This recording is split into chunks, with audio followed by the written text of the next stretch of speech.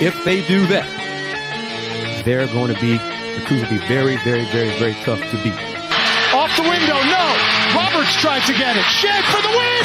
Got it. Kris with 14 points, but he just looked, the way that he dominated the game was in controlling the pace and making smart decision after decision. Call the five slammer down. Go to pizza spot before or after. The dream is alive for Houston.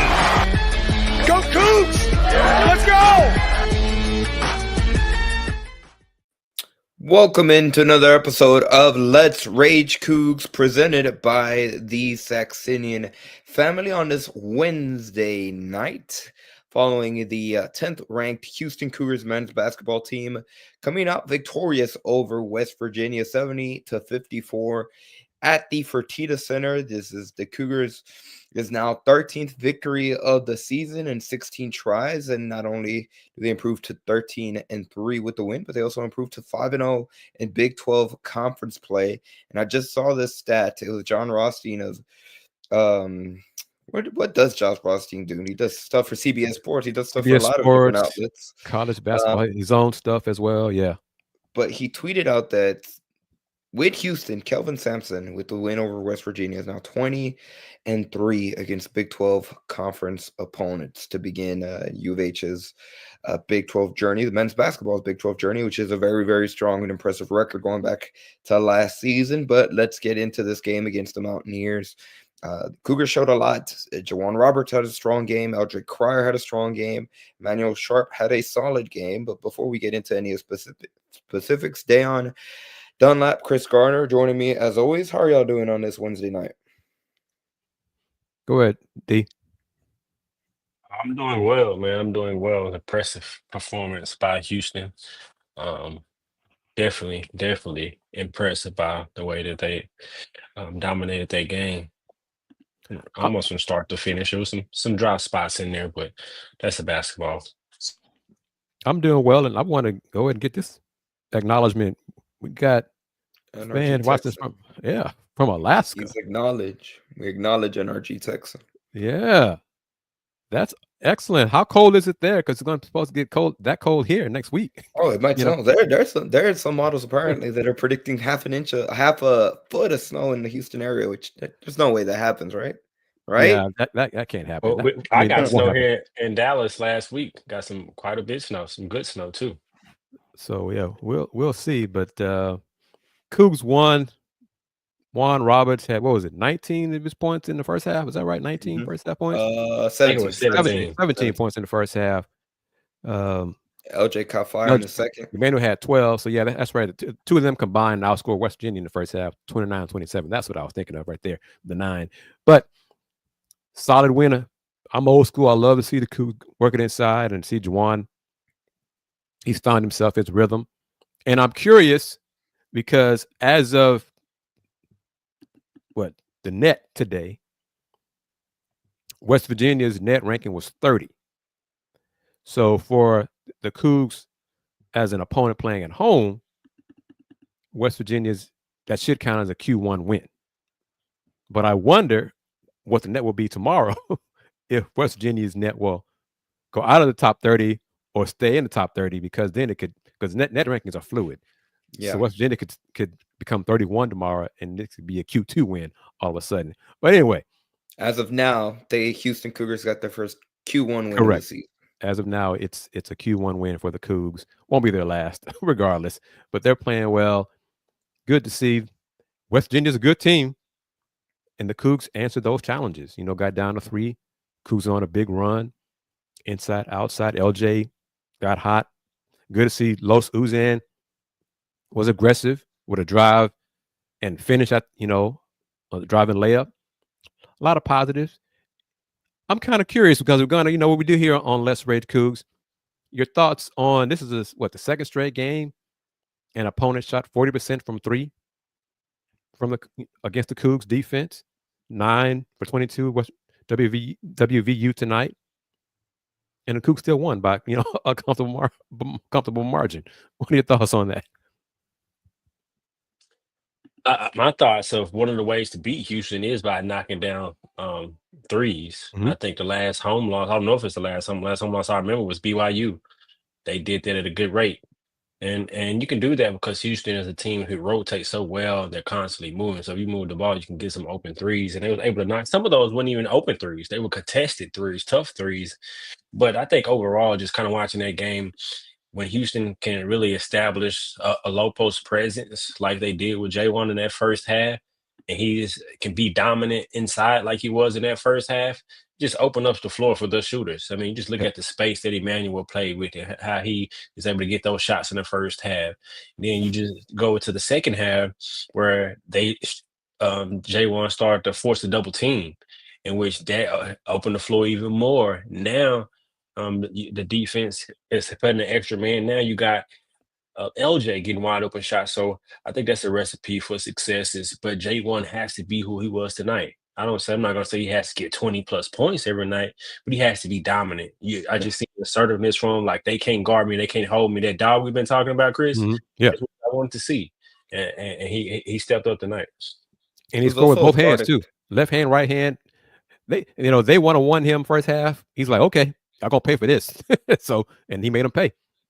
And I would also say, going to your point, Chris, about the opponent shooting 40% from the 3-point line, you got to give credit to West Virginia. Javon Small in that second half, he caught fire. And like Dayon said, there were some of those threes he hit, and they were contested First half, jumpers. his first half, yeah. Right, he caught fire in the first half. Some of those threes that he was hitting, he caught fire, and they were contested, and you just shake his hand, tip your cap. That's a great shot. And the second half, it was Amani Hansberry who caught fire for West Virginia. They counted for 6 out of those 9 3-point field goals that they hit, which again, like you got to give up something with the defense. I think what's more showing of the defensive performance that Houston did overall, they held them to just 54 points. Right. So that's more important than the field goal percentage. But when we look at Houston, the field goal shooting percentage, that's another performance, Chris. We're from the field. Houston shot 49%, and they themselves shot over 40%. They shot 42% from threes. So Houston continues their offensive consistency, which is what you want to see. And this is no surprise that it's another double-digit victory. I think what's more impressive and definitely has to be encouraging if you're a Houston fan from this game is that West Virginia made 2 runs in the second half. They cut it to 5. Yep. Houston responded. LJ Cryer responded with some big time shots. He pushed it back up to 13. Then the Mountaineers rallied again. They cut it to 3, and Houston responded again. And West Virginia was kind of out of gas. They couldn't make another rally, and that was basically the game.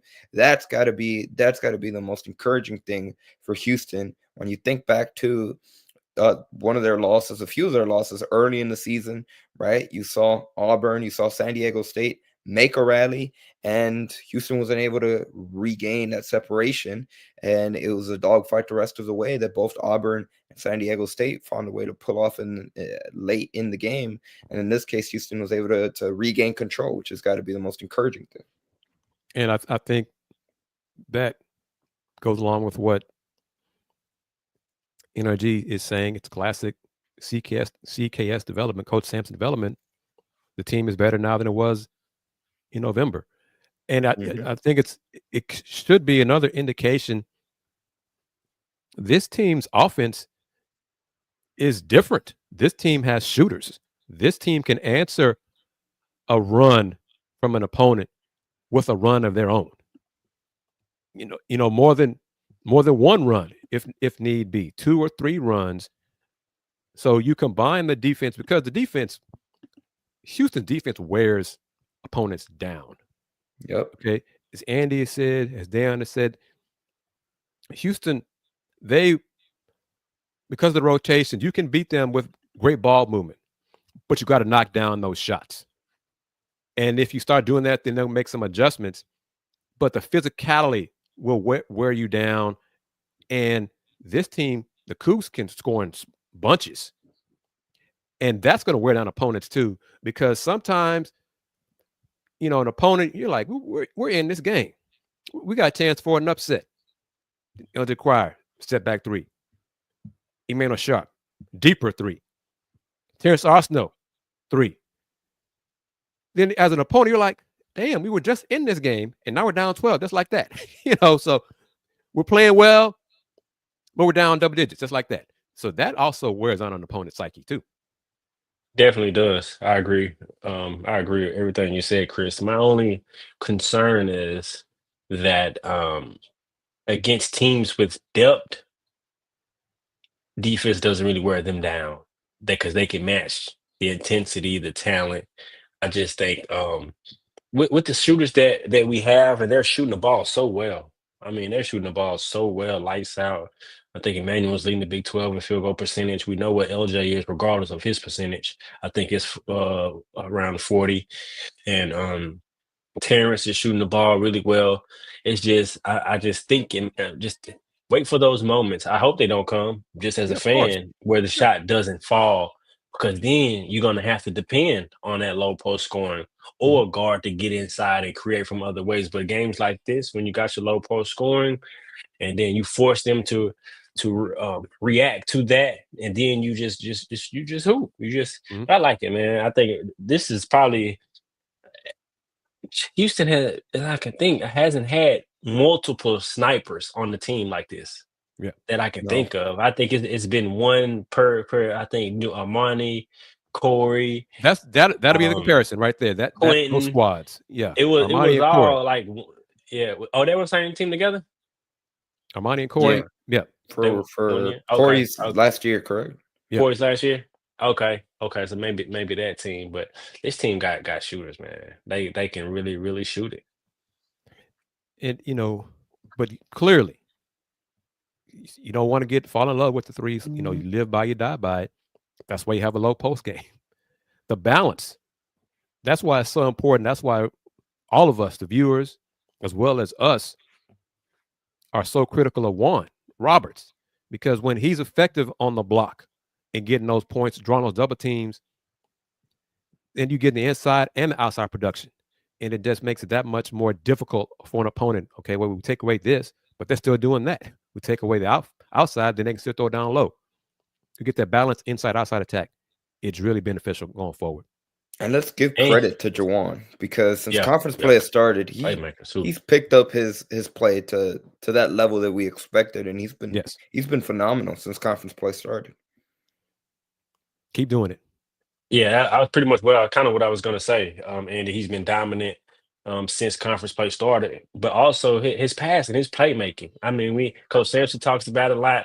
And in that second half, one of LJ's passes, he saw what LJ was going to be before the defense even reacted and put the ball in that spot, and all he had to do was catch and shoot. So his playmaking is another key. They can unlock the offense, because maybe if he isn't making his shots, he can at least still be aggressive. Just be aggressive. Even if you aren't making your shots, just be aggressive to be a threat on the block. That way you make the defense react, you get the ball inside, and you open up some good looks for your shooters. But I really like this team, man. I think it really showed me today. Coach Sampson really only trusts 7. He'll play 8 if need be with Malik, but he truly trusts 7. When it comes down to it, he's really only playing those 7. Playing 7 guys. Malik could get in there a little bit, and if he's having a good game, he'll play a little bit more. But it's really only 7 with this team. Yep. And one of the passes, it did not result in an assist, but Juan made a great cross-court pass to Terrence Arsenault from out of the post, and Terrence just missed a shot. But that was a hell of a look, man. That was a great pass. So another, as a facilitator, it's just good to see. And yes, if anybody from West Virginia is watching us, well, Tucker DeVries didn't play. Understood that. Tucker's a hell of a player. And hopefully he's, upper body injury. It's like a hockey, reference. No specifics about the injury. But if he plays rematch in Morgantown, it could be a little bit different. But Cougs 5-0 in the Big 12. Iowa State's 5-0 after beating Kansas by 17. And Arizona is also 5-0 in the Big 12. So who would have thought that, based on what Arizona did non-conference? But they've figured things out as well. I'm looking forward to the Cougs game in Arizona and Tucson coming up. Yeah, talking about that return game that Crabtree mentions in Morgantown between West Virginia. It'll be interesting.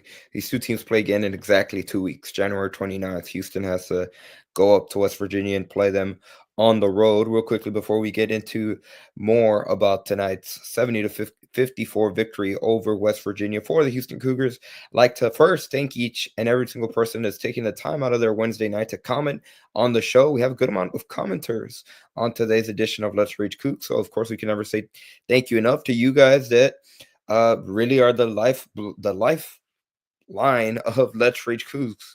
Without you guys, we wouldn't be able to do this show. And of course, we also like to say thank you to our sponsors for today's edition of Let's Rage Coogs, beginning with Mr. Steve Saxenian, who is the primary sponsor of not only tonight's edition of Let's Rage Coogs, but he has been for each and every single post-game show dating back to the beginning of the football season. So a big thank you to Steve Saxenian. And of course, we also like to say thank you to Star Pizza. With 3 locations throughout the Houston area, Star Pizza is your go-to stop before and after, or after. But I guess if you want to get pizza before and after, feel free to do so. There might be people that do that on Saturday. It's going to be an early tip for the Cougars come Saturday when they travel to Orlando to play UCF. So big thank you to Mike and Jennifer Pittman. Of course, be sure to check out Star Pizza on social media at Star Pizza HOU on Twitter, Star Pizza 8 Houston, Texas on Instagram, and then online at starpizza.net. Crabtree's comment. Like, this is a West Virginia team. This is the first time, and Kris, correct me if I'm wrong, this is the first loss that West Virginia suffered against a ranked opponent this season. That's correct. Crabtree points out they beat Arizona, Gonzaga, and Kansas at home. Can't stress enough how good this is, how good of a win this is, and it's fitting that it's the Houston's first quad one victory of the season. If it stands, like you said, Kris, the quad ones are fluid, but right. And as of now, it stands. WV, because their net, the rematch in Morgantown will definitely be a Q1. Okay, because West Virginia is like a 30-31. They're not going to fall out of the top 75 between now and the 29th for the rematch. But Javon Small, he was good when he was at Oklahoma State. Did not have a lot of help when he's there. He's got help now and probably a better coach, at West Virginia. But he's more confident. But after his hot start, the Cougs said, okay, you're not going to get what you got in those first 90 seconds. What else can you do?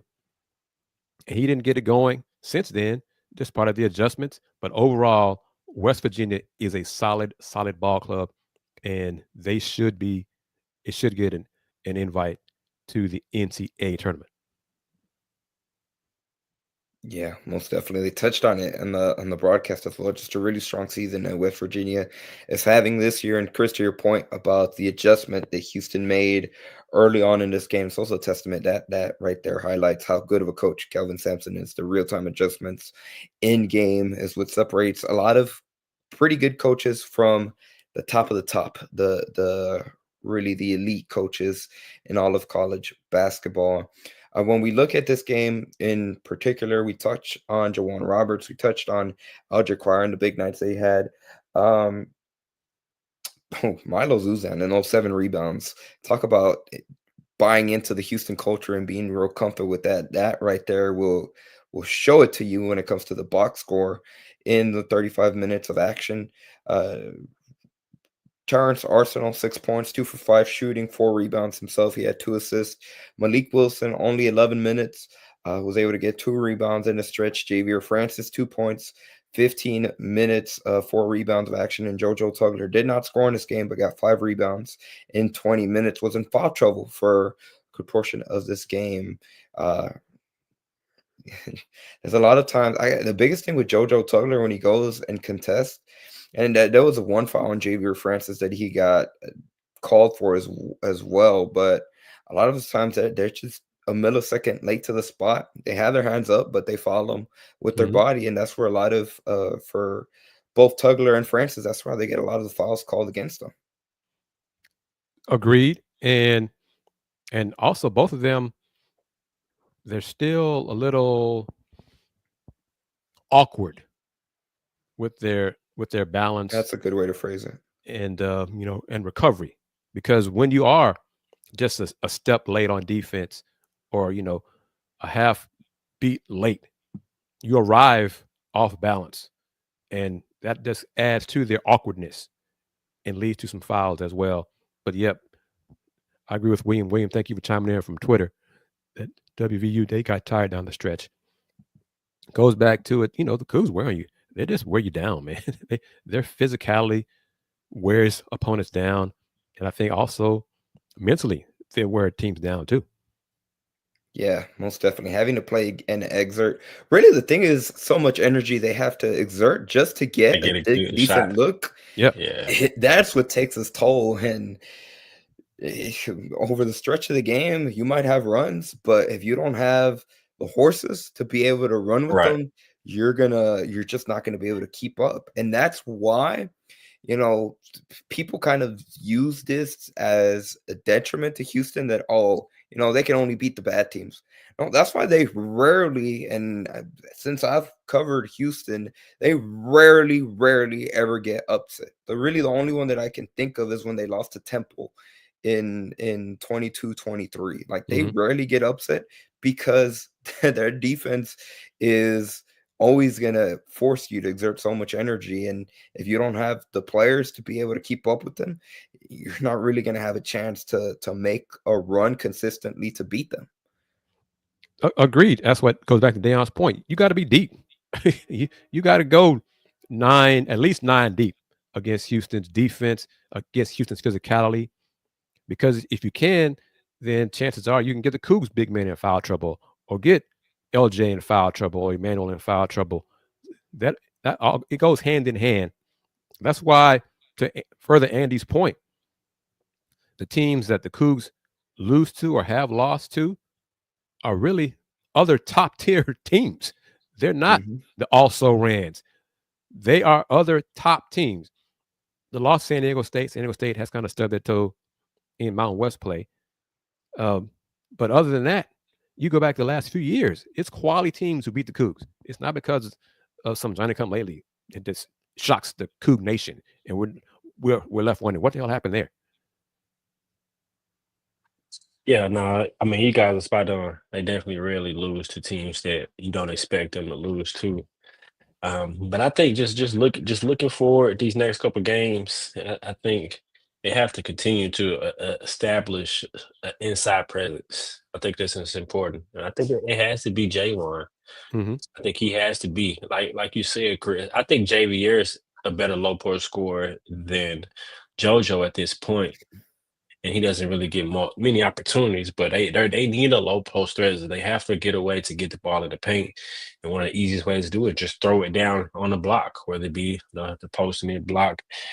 But other than that, they can create some offense because I think the way Houston moved the ball offensively as well, I think tires out teams. We're mentioning their defense, but offensively, the ball doesn't stick. You don't have players that just pound the ball. It doesn't stick.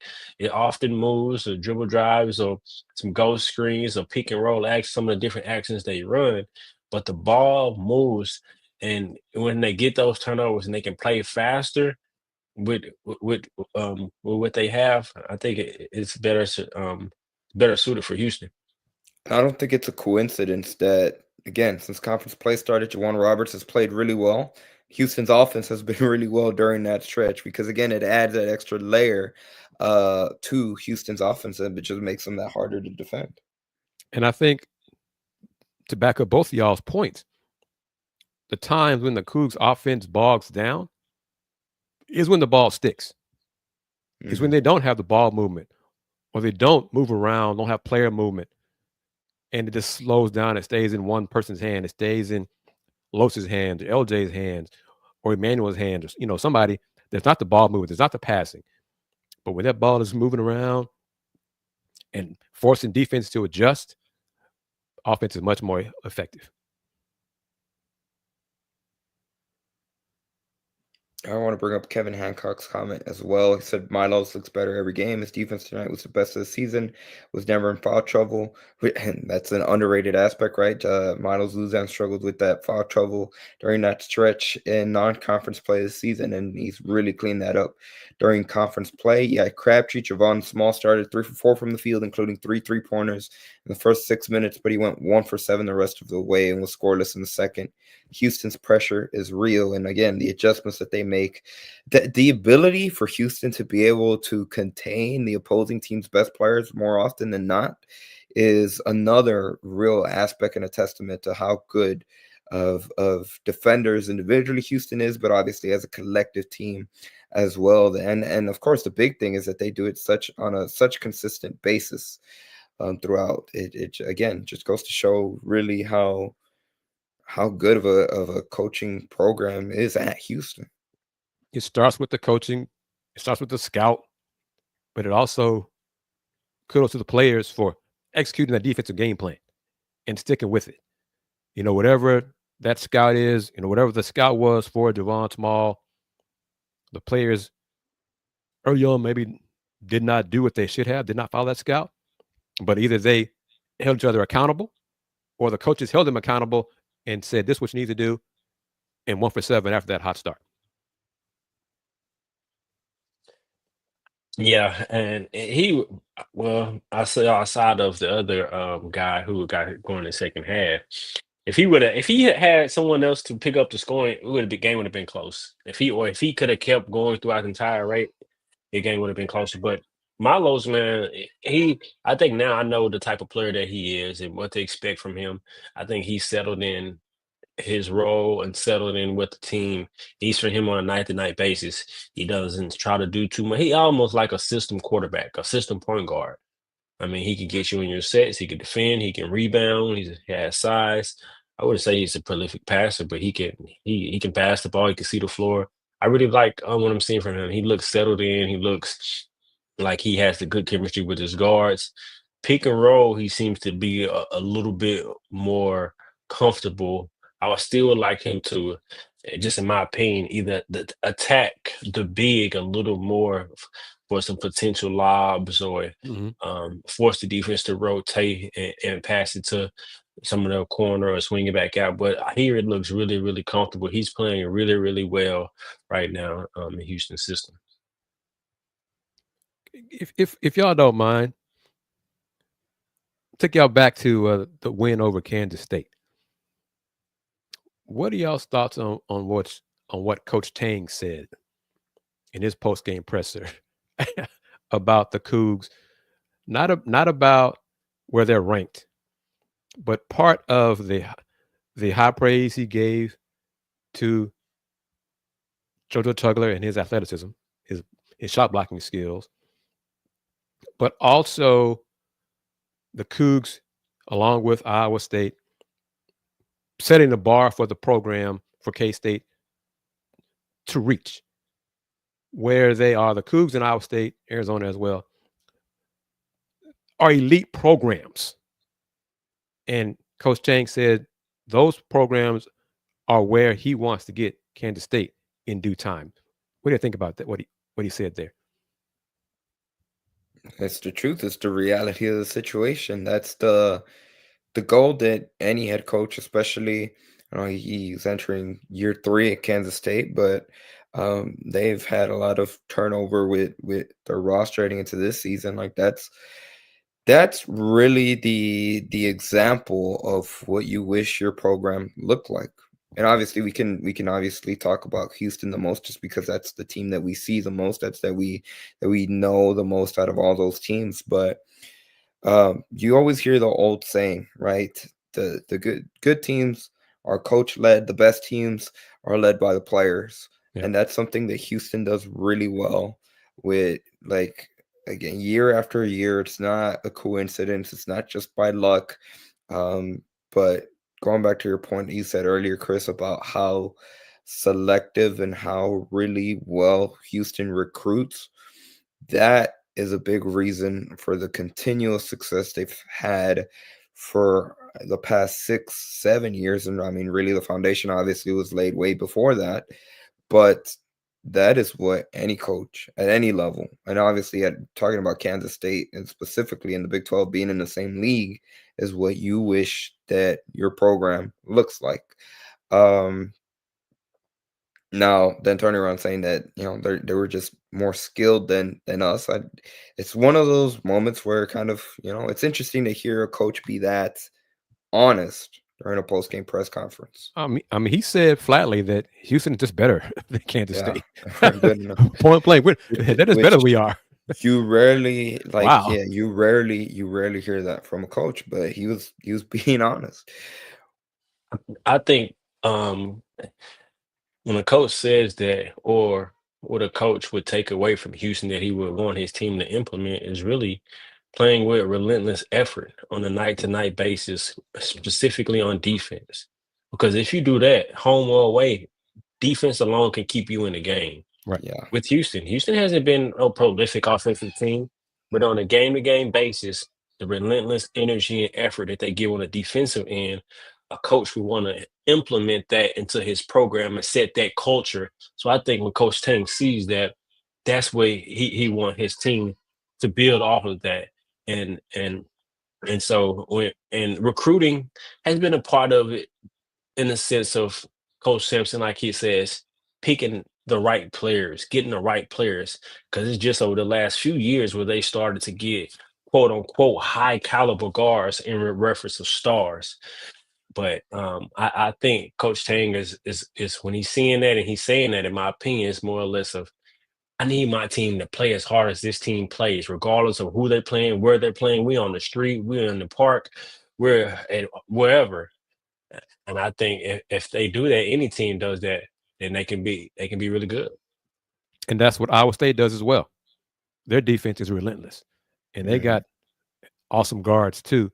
And I go back to it. Big 12 schedule makers, they dropped the ball now. Iowa State, Houston should be playing each other twice in regular season this year. Just one time. It's in Houston, so that's an advantage Cougars on paper. But I love to see those two teams play each other more than once. On that note, I'd like to once again not remind everybody, but to thank everybody for taking the time to comment on this Wednesday night edition of Let's Rage Coogs. If you're joining us live, big thank you. If you are watching on demand after Thursday, Friday night, whenever you may be watching, we also like to say thank you to you guys, and like to remind you guys that if you are new to the channel, make sure that you hit the subscribe button at the bottom of the screen, whether it be on the Houston Roundball Review YouTube channel or here on the Pod Slama Jamma YouTube channel, or maybe you're watching us on X. Be sure to hit the follow button to the account if this is your first time ever interacting with Let's Rage Coogs.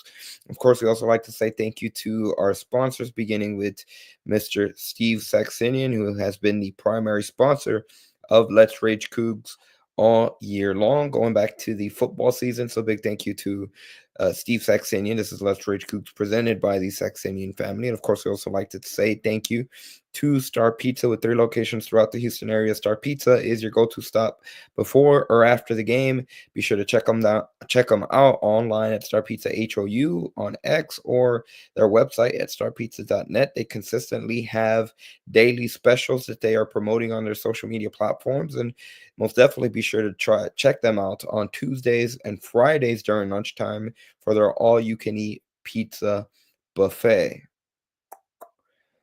That being Andy. said, Crabtree. Yes, Excuse sir, me. Kris. Andy, has anyone reached out to you about making our goal, helping us reach our goal of sponsoring our trip to the Big 12 or the NCAA tournament?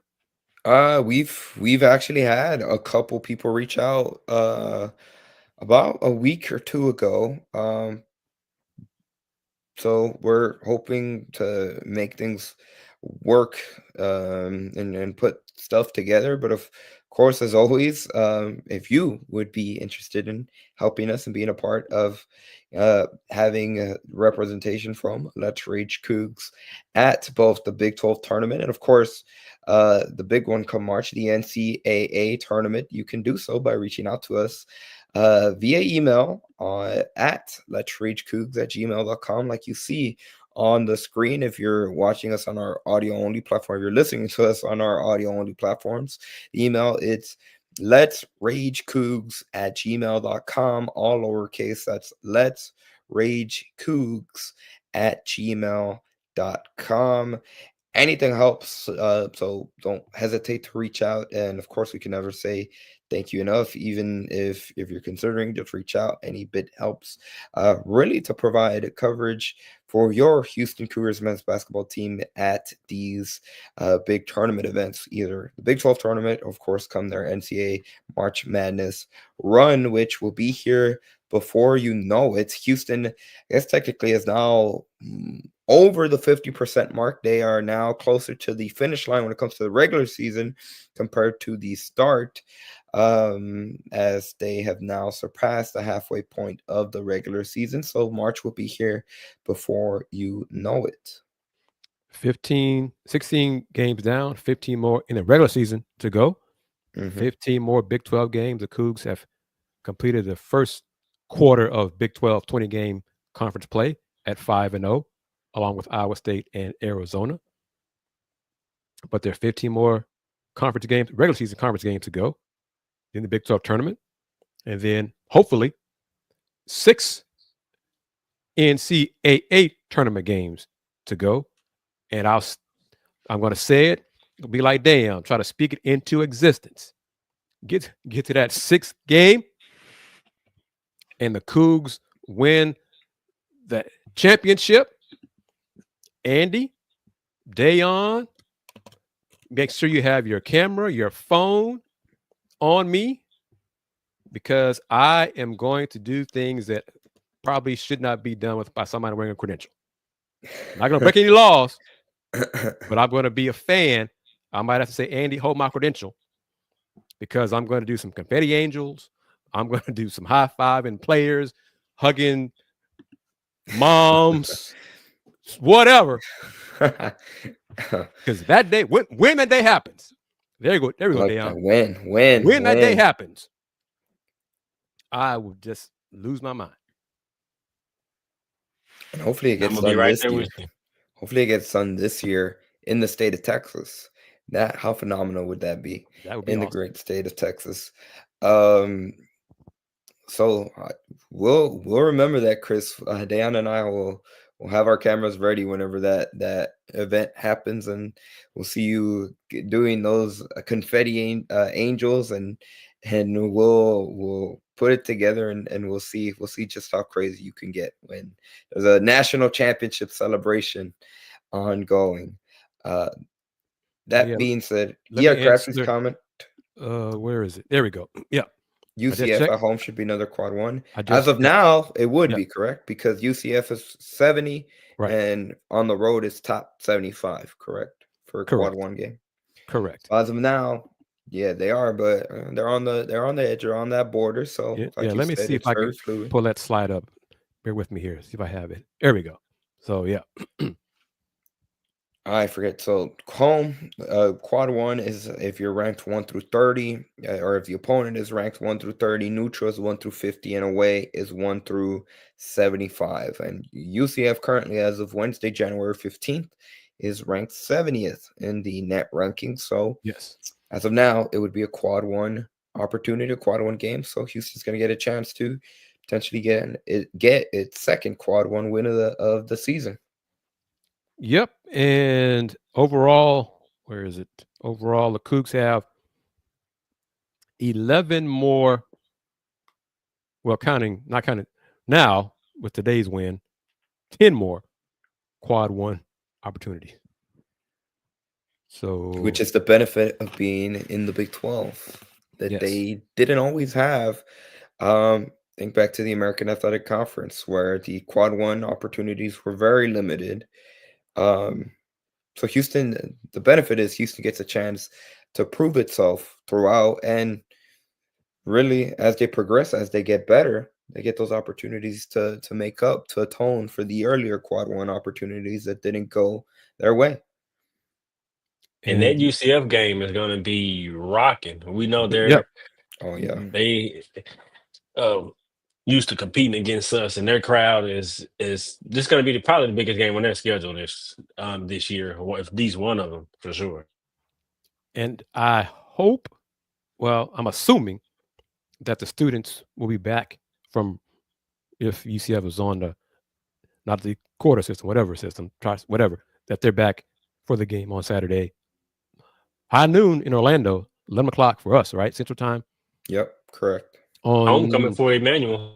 That's right. On CBS Sports, right? Let me double check real quick. Kevin, a man, look for me, man, because I when it happens, we won't be the only ones acting a fool. I'm saying, man, because people older than me, alums older than me, who've seen it all with this program, will act a fool too. So young and old. To answer your question, Chris, I believe it'll be on CBS Sports Network. Yeah, let's see. But it says CBS Sports Network. Let's see if it'll be on.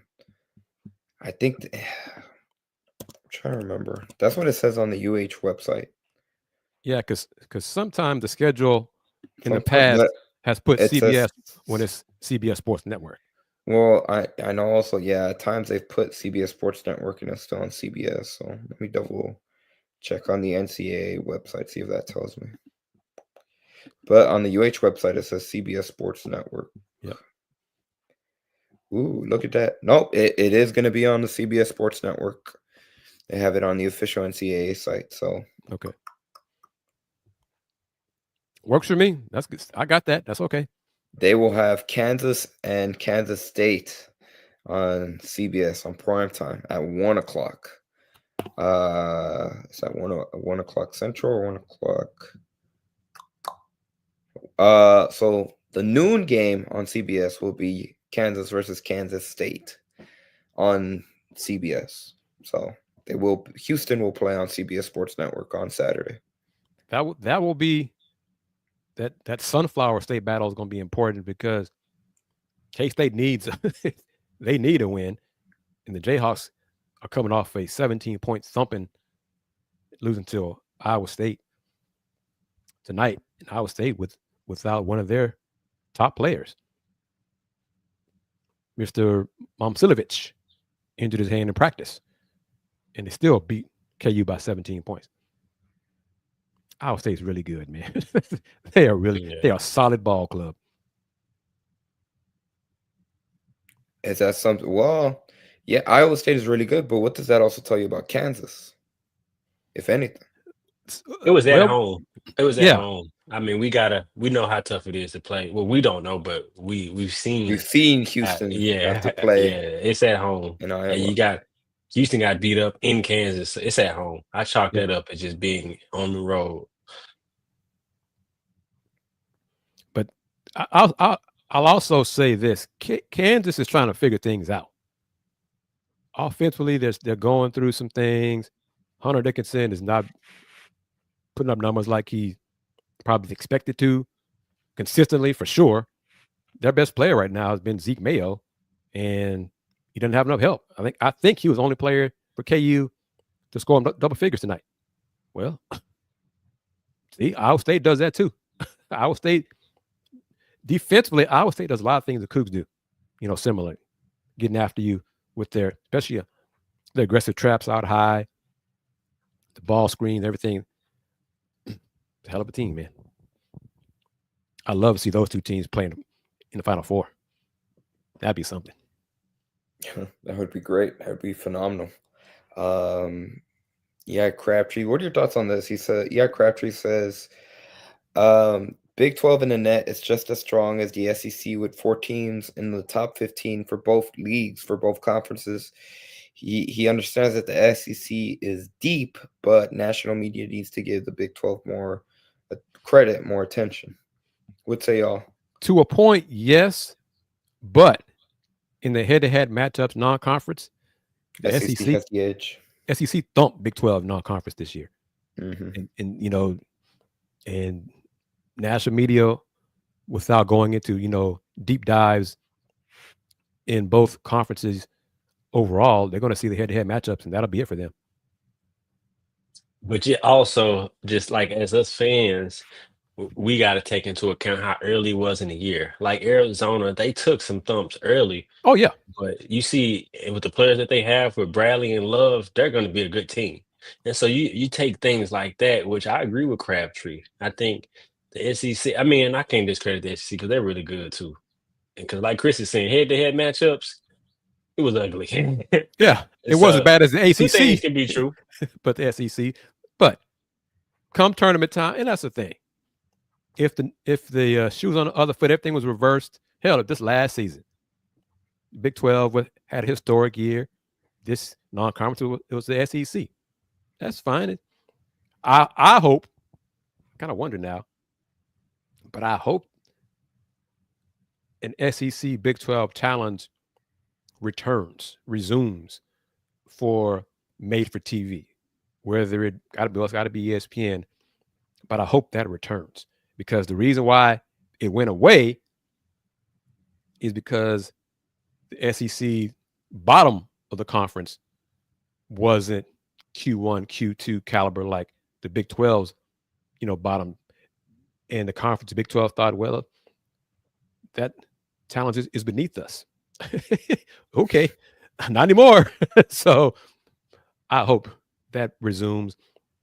And honestly, I think in the future, we're going to see more Big 12, Big East matchups on Warner Brothers network to help fill those time slots. I think because ESPN, they got the SEC, they got the ACC.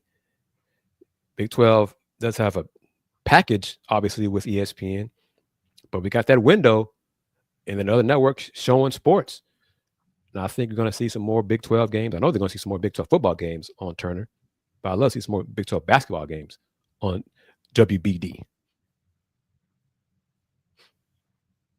With that being said, I'd like to once again remind everybody of the final score. The Houston Cougars, the 10th ranked Houston Cougars, come out victorious in their battle against West Virginia, 70-54. The leading scorer was Jawan Roberts, who had 22 points, 3 rebounds in this outing. LJ Cryer was not too far behind him with 18 points and 2 assists himself.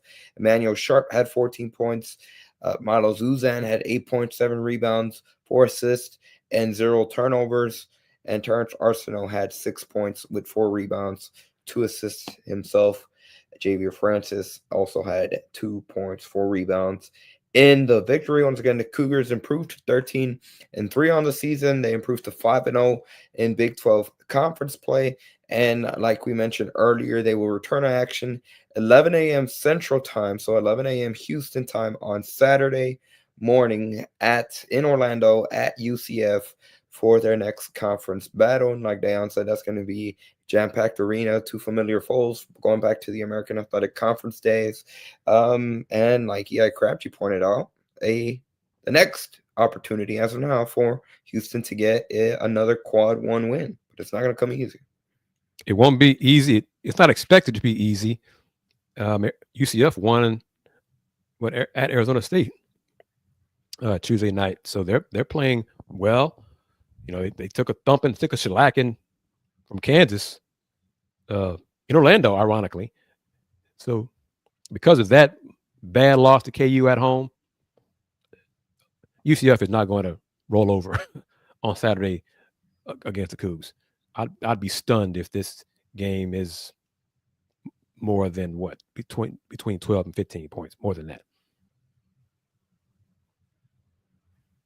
Well, that being said, that's pretty much going to do it for tonight's episode of Let's Rage Coogs. Kris, I'll toss it back over to you. Any final thoughts?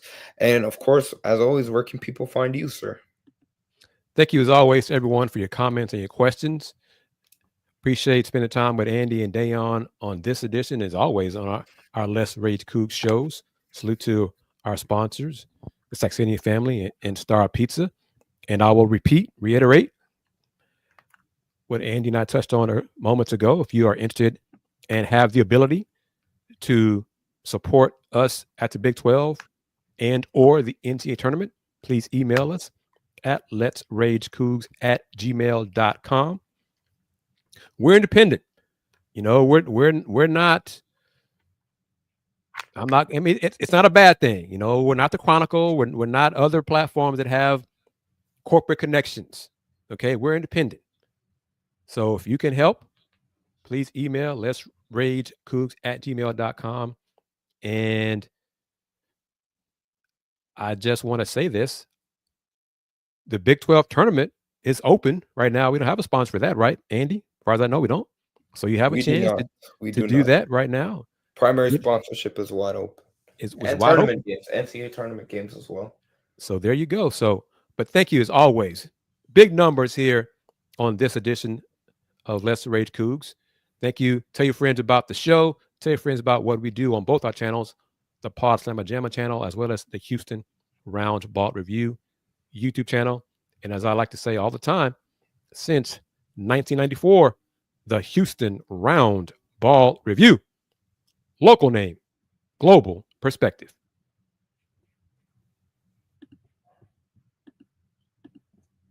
Of course, man. We got to give thanks to everyone who joined in. Big numbers on another show. And like Kris said, like Andy said, we're independently trying to grow and continuously are growing.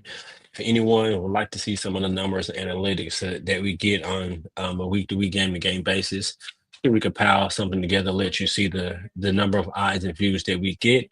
And it is pretty substantial for someone independent, like Kris just alluded to. And we're looking forward to continuing to grow and looking forward to a future partnership with you guys. Be sure to subscribe to the YouTube channel. I'm excited for this team. I'm excited where we're headed.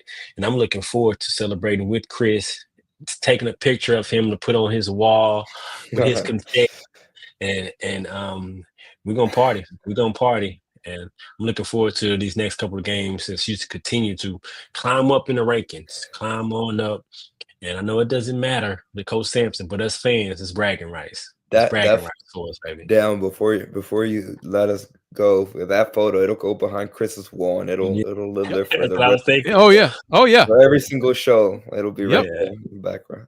I look forward to that day. Me too, man. And we can't end anything without saying "Go Cougs," baby.